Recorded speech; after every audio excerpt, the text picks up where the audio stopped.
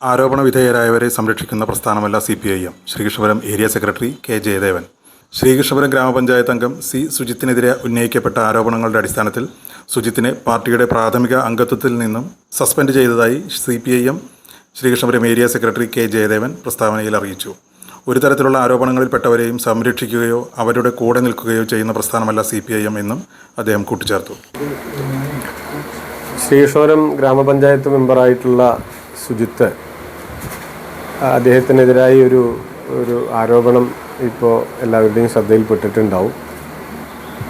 സുജിത്തിനെ അന്വേഷണ വിധേയമായി CPIMൻ്റെ പ്രാഥമിക അംഗത്വത്തിൽ നിന്ന് സസ്പെൻഡ് ചെയ്യാൻ പാർട്ടിയുടെ ഏരിയ കമ്മിറ്റി തീരുമാനിച്ച വിവരം അറിയിക്കാൻ. അതിൻ്റെ മറ്റ് വിശദാംശങ്ങളൊന്നും തന്നെ ഇപ്പോൾ പറയാറായിട്ടില്ല, അതൊന്നും നമുക്ക് ലഭ്യമല്ല. സുജിത്തും ഇപ്പോൾ ഇവിടെ സ്ഥലത്തില്ല. ഇന്നലെ വൈകുന്നേരത്തോടു കൂടിയാണ് ഈ വിവരങ്ങൾ അറിയുന്നത്. അതിൻ്റെ കുറച്ചുകൂടി കാര്യങ്ങൾ ഇന്ന് രാവിലത്തോടു കൂടിയാണ് അറിയാൻ കഴിഞ്ഞത്. ഉടൻ തന്നെ പാർട്ടിയുടെ കമ്മിറ്റി ചേരുകയും പ്രാഥമികമായി ഇങ്ങനെ ഒരു തീരുമാനമെടുക്കുകയും ചെയ്തിട്ടുണ്ട്.